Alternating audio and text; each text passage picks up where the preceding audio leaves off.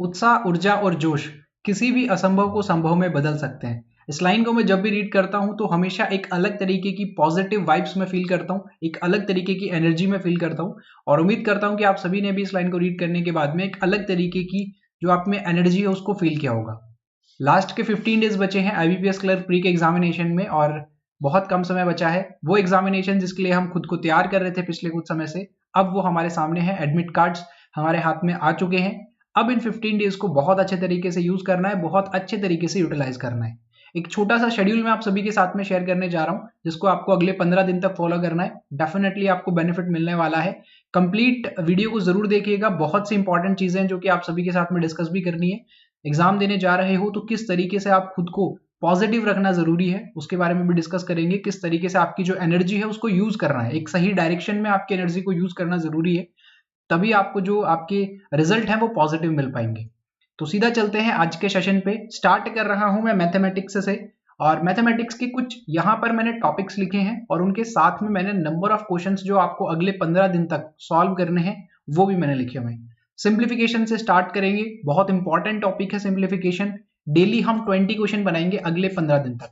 जब तक हमारा एग्जामिनेशन स्टार्ट नहीं हो जाएगा तब तक हम 20 क्वेश्चन यहाँ पर डेली बनाने वाले हैं। 20 क्वेश्चन आपको डेली सिंप्लीफिकेशन के करने हैं। जैसा कि मैं हमेशा कहता हूं कि अगर आपने सिंप्लीफिकेशन को अगर अच्छा कर लिया, सिंप्लीफिकेशन के क्वेश्चन अगर आपने कम समय में बनाना सीख लिया, देन आपके जो बाकी के टॉपिक्स है जिनमें आपको कैलकुलेशन करनी है उनमें भी फिर आप समय बचा जाते हो। और अगर समय आपने बचाना सीख लिया ना, देन आपका जो 20 मिनट्स का टाइम पीरियड एग्जामिनर ने दिया है वो आपको सफिशिएंट लगेगा। आपको लगेगा कि 20 मिनट भी मेरे लिए ज्यादा है, अब इससे कम समय में भी मैं क्वेश्चन पेपर को सॉल्व कर सकता हूँ। उसके लिए क्या करना होगा, उसके लिए आपको इनको थोड़ा सा कम समय में अब सॉल्व करना सीखना होगा। डेली 20 क्वेश्चन सॉल्व करने हैं। अब एक और इंपॉर्टेंट चीज, सर सिंप्लीफिकेशन 10 आउट ऑफ 10 हमें अचीव करने हैं, जो कि पॉसिबल भी है। सिंप्लीफिकेशन सबको आता है, लेकिन अब अगले 15 दिन में आपको सीखना है कि आप किस तरीके से इनको कम समय में कर सकते हो। अभी तक आप 4 मिनट लेते थे, 5 मिनट लेते थे, अब उस समय को कम करना है। अब अगले जो 15 दिन है उनमें आपको अपना जो टाइम आप देते थे हर एक टॉपिक में उसको कम करना है। सभी चीजें आपने सीख ली हैं, अगले 15 दिन तक आपको आपके टाइम मैनेजमेंट के ऊपर थोड़ा सा ध्यान देना है। 10 सिंप्लीफिकेशन के क्वेश्चन पहले आप 4 मिनट में करते थे, कोशिश करो कि आप 4 मिनट से कम समय में कर पाओगे और ये डेली होने चाहिए। 20 सिंप्लीफिकेशन डेली रहेंगे, प्लस आपके जो मॉक टेस्ट अभी आप लगाने वाले हो उनके क्वेश्चन अलग होने वाले हैं। सर इतने सारे क्वेश्चन हमें मिलेंगे कहां से, उसके लिए भी मैं आपको यहाँ पर बता दूंगा कि आपको कहां से ये सभी के सभी क्वेश्चन जो है मिलने वाले हैं। देन उसके बाद में अप्रोक्सीमेशन के 10 क्वेश्चन आपको डेली करने, ये स्किप नहीं होने चाहिए। देखो जितना अच्छा सिंप्लीफिकेशन अप्रोक्सीमेशन बनाओगे उतना अच्छा आपकी कैलकुलेशन होगी। सिंप्लीफिकेशन के ज्यादा क्वेश्चन सॉल्व करोगे तो आपको पता चलेगा कि एक क्वेश्चन को जब हम सॉल्व कर रहे हैं, सिंप्लीफाई कर रहे हैं, तो किस तरीके से हम उसको खुद के लिए आसान बना सकते हैं। और वही तरीका जो है वो आपको हेल्प करता है एग्जाम में कम समय में क्वेश्चन को सॉल्व करने के लिए। सेशंस अवेलेबल हैं, आप देख सकते हो। सिंप्लीफिकेशन ए ग्रेड क्लासेस लिखोगे, बहुत सारे क्वेश्चन आपको मिल जाएंगे। बहुत सारे सेशंस मैंने ऑलरेडी वहां पे करवा दिए।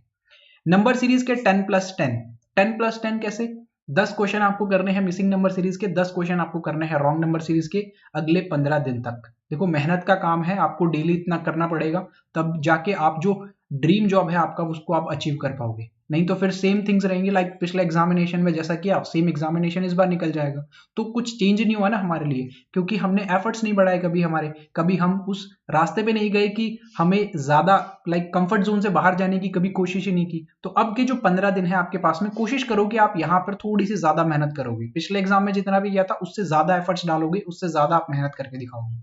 10+10 10 क्वेश्चन आपको मिसिंग नंबर सीरीज, 10 क्वेश्चन आपको रॉन्ग नंबर सीरीज। सबसे इंपॉर्टेंट, ये आपके उस एग्जाम के पैटर्न के ऊपर बेस्ड होने चाहिए। आपको क्या करना है, आईबीपीएस के रिसेंटली जो एग्जामिनेशन हुए उनके आप जो मेमोरी बेस्ड पेपर है वो देख सकते हो, गूगल पे आपको मिल जाएंगे। वहां पे जिस पैटर्न पे एग्जामिनर ने क्वेश्चन पूछे थे नंबर सीरीज के, वो आपको अच्छे से देखने हैं। मैं ऑलरेडी सेशन करवा चुका हूँ, बहुत सारे आईबीपीएस जिस पैटर्न पे क्वेश्चन पूछता है उसके ऊपर बेस्ड, तो वो भी आपको सभी के सभी देख लेने। और फिर उसी के ऊपर बेस्ड आपके जो पैटर्न है उन्हीं के ऊपर आप लोग क्या करोगे, प्रैक्टिस करोगे। लाइक पैटर्न तो बहुत सारे हैं, मार्केट में आप देखने जाओगे क्वेश्चन आपको इस तरीके के पैटर्न मिलेंगे कि आप सोच ही नहीं पाओगे उन पैटर्न्स को। इतने एक्सट्रीम लेवल तक के पैटर्न आपको मिल जाएंगे, लेकिन उनको करने का कोई फायदा नहीं है ना। अब वो पैटर्न्स हमें करने हैं जो एग्जाम में एक्चुअली पूछे जाते हैं। हमें वहां पे टारगेट करना है जहां पे एग्जामिनर क्वेश्चन हमसे पूछने वाला है। अगर उस पार्ट को हम टारगेट करेंगे, उस पैटर्न को हम टारगेट करेंगे, तो शायद वो ज्यादा हमारे लिए बेटर रहेगा। देन उसके बाद में quadratic equation, 15 question quadratic equation के डेली बनाने हैं। कोशिश ये करनी है कि 12 क्वेश्चन आप ऐसे बनाओ जिसमें आपको फैक्टर्स निकालने पड़े, लाइक जिनमें आपको साइन मेथड से वो सिर्फ ना हो पाए, साइन मेथड आप देखोगे उसके बाद में आपको फैक्टर्स निकालने की भी जरूरत पड़े, और 3 क्वेश्चन आप डेली करोगे जिसमें आप साइन मेथड से इन क्वेश्चंस को कर जाओगे। तो दोनों तरह के क्वेश्चंस आपको करने हैं। 12 क्वेश्चन ऐसे होंगे जिसमें फैक्टर्स तो निकालने ही हैं, जिनमें आप साइन मेथड से नहीं कर पाओगे, और इसमें भी आप 6+6 रख लीजिएगा। 6 क्वेश्चन ऐसे जिनके जो कॉफिशिएंट है वो थोड़े से छोटे होंगे, लाइक 1 2 3 4, और 6 क्वेश्चन ऐसे जिनके कॉफिशिएंट थोड़े बड़े होंगे, लाइक 20 25 30 35 इस तरीके तक के। एक्स स्क्वायर का जो कॉफिशिएंट होगा बड़ी वैल्यू, और एक बार एक्स स्क्वायर का जो कॉफिशिएंट होगा वो छोटी वैल्यू। इस तरीके से आप इसको ब्रेक करके रखोगे, और 3 क्वेश्चन आप करोगे साइन मेथड वाले, उनमें तो खैर कॉफिशिएंट का फर्क ही नहीं पड़ता। तो इस तरीके से आपको क्वाड्रेटिक इक्वेशन करनी है अगले 15 दिन तक। मेहनत का काम है, आपको करना पड़ेगा। अगर एग्जाम में देखो यार अच्छा करना है ना, सिलेक्शन लेना है नहीं, इसी बार साल एंड हो रही है तो कुछ तो पॉजिटिव लेके निकले इस साल से हम, तो ये वाला एग्जामिनेशन हमारे लिए वो काम करने वाला है। देन उसके बाद में डीआई को किस तरीके से टारगेट करेंगे? 4 क्वेश्चन आपको डेली करने हैं प्री एग्जाम के लेवल के, और 1 क्वेश्चन आपको करना है साथ में हमेशा मेंस लेवल का। मेंस लेवल का मैं क्यों कर रहा हूं? क्योंकि एक बार अगर आपने प्री क्लियर कर लिया तो मेंस में आपके लिए ज्यादा जो चीजें हैं वो डीआई में और पजल आप अच्छा कर लोगे, देन आपका मेंस एग्जामिनेशन अच्छा होने वाला है।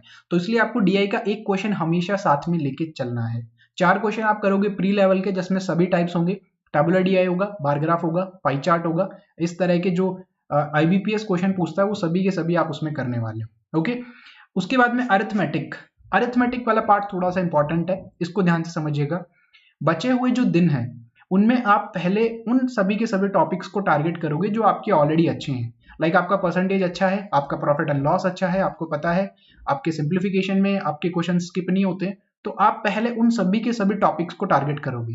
लाइक कुछ टॉपिक ऐसे हैं जो कि आपके अच्छे नहीं है, या आपको बहुत ज्यादा समय लग जाता है सॉल्व करने में, मे बी कि वो हो सकता है कि किसी टाइम स्पीड डिस्टेंस का हो, मे बी वो प्रोबेबिलिटी का हो सकता है। तो उन क्वेश्चंस को करने से पहले हम उन क्वेश्चंस के ऊपर टारगेट करेंगे, उन टॉपिक्स के ऊपर टारगेट करेंगे जिसमें हम श्योर है कि हाँ यहां से अगर क्वेश्चन आता है तो हम बना लेंगे।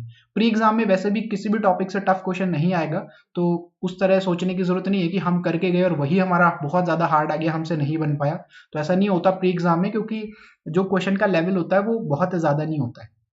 तो सबसे पहले आपको अरिथमेटिक में 5 से 6 टॉपिक जो आपकी बहुत अच्छी है उनको टारगेट करना है। फिर जो समय बचेगा आपके पास में उनमें फिर उन सभी के सभी जो आपके टॉपिक्स बच गए हैं उनमें आप क्या करोगे, चेक करोगे कि किस पैटर्न पे क्वेश्चन पूछा जा रहा है, फिर उन पैटर्न के क्वेश्चंस को थोड़ा सा ज्यादा टारगेट करोगे उन वाले टॉपिक्स में जिन जो आप फील करते हो कि आपको समय ज्यादा लगता है, आपके अच्छे नहीं है।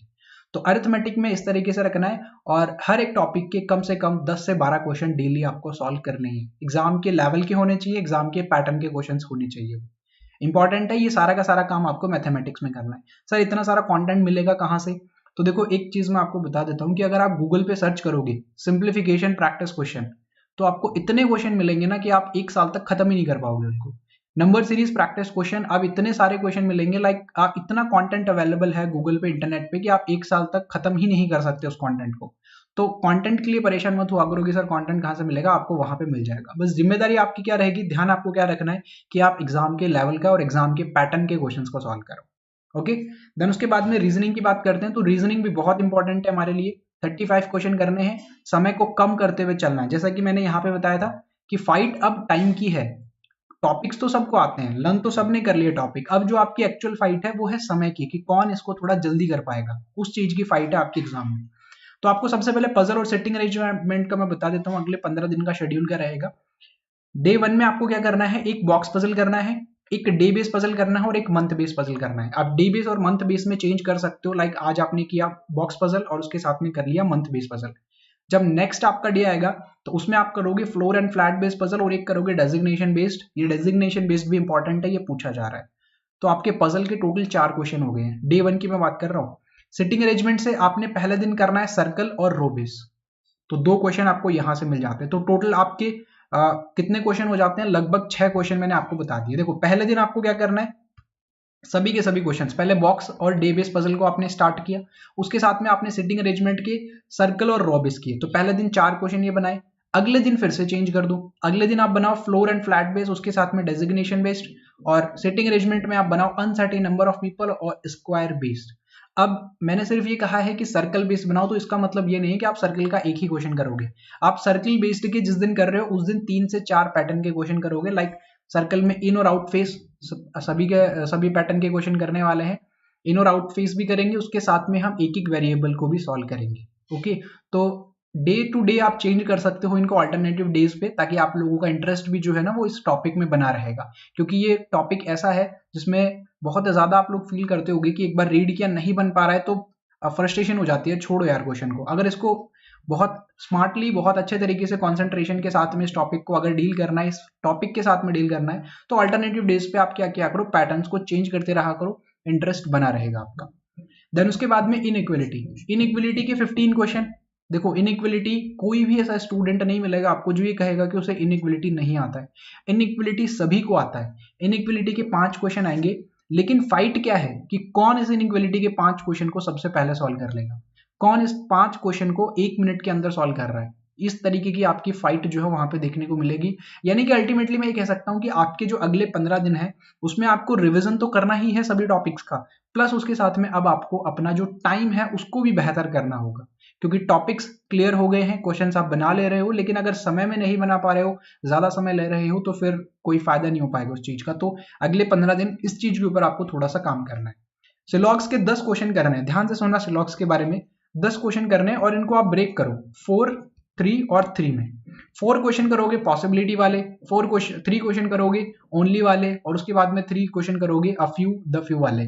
तो लाइक हर एक पैटर्न के क्वेश्चन को आपको कवर करना है सिलॉग्स में। ऐसा नहीं होना चाहिए कि आप आज पॉसिबिलिटी वाले कर रहे हो तो आपने सिर्फ पॉसिबिलिटी वाले ही किए। सभी के सभी टाइप्स को आपको डेली लेके चलना होगा, तभी आप जब एग्जाम में जाओगे तो हर एक टाइप के क्वेश्चन से लगभग 30 से 40 क्वेश्चन बना पाओगे, है ना। ऑलरेडी 30 से 40 क्वेश्चन बना के जब एग्जाम में जाओगे तो एक अलग लेवल का कॉन्फिडेंस मिलेगा आपको।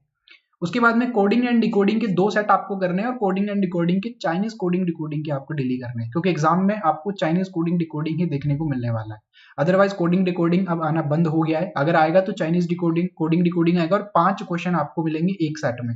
तो वो इंपॉर्टेंट है, जल्दी करना थोड़ा सा, ये अब आपका चैलेंज होगा। तो इसमें भी आपको समय बचाना है। हर एक क्वेश्चन में आपको इस तरीके से वर्क करना है कि कैसे आप वहां से समय बचा सकते हो, तभी तो वो जो टाइम है वो आप किसी दूसरे क्वेश्चन में यूज कर सकते हो। और देन ही तो आप जब समय बचा पाओगे तभी तो एक दो ज्यादा क्वेश्चन बना के आ पाओगे।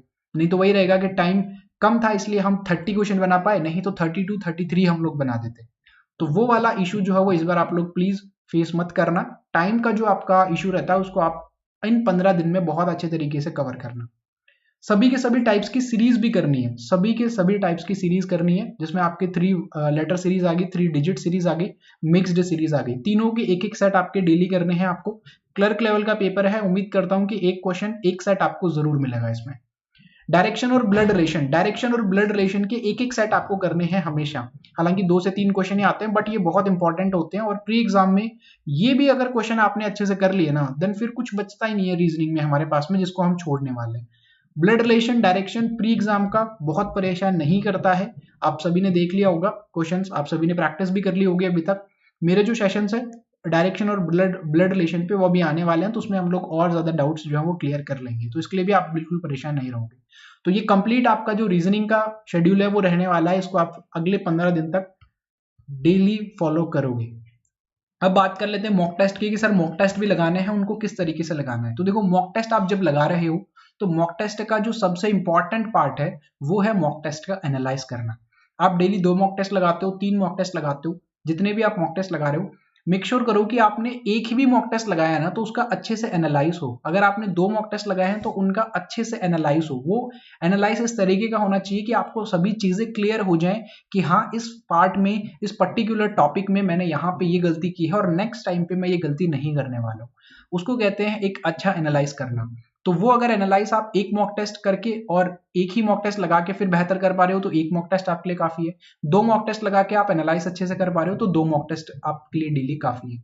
ठीक है, तो इस तरीके से आपको मॉक टेस्ट का शेड्यूल रखना है। ऑल्टरनेटिव डेज पर लगा सकते हो, जरूरी नहीं है कि आप डेली 2 से 3 मॉक टेस्ट ही लगाओ तभी आपका वहां पर मार्क्स बढ़ जाएंगे, ऐसा कुछ नहीं होता है। आपको सभी पैटर्न सीख लिया, आपने कंप्लीट सिलेबस को कवर कर लिया है, अब बस मॉक टेस्ट जो होता है वो खुद को एनालाइज करने के लिए होता है। और अगर आपने खुद को एनालाइज कर लिया अच्छे से देन फिर 20 मिनट्स का लाइक एनालाइज कैसे कि आपने क्वेश्चन बनाए, क्या 20 मिनट्स में बना पाए, नहीं बना पाए, आपने एनालाइज किया, आपने फील किया कि थोड़ा जल्दी और करना पड़ेगा, तो नेक्स्ट वाला जो मॉक टेस्ट लगा रहे हो उसमें आप उस समय को ऊपर थोड़ा सा ध्यान रखोगे और फिर उसके ऊपर काम करोगे।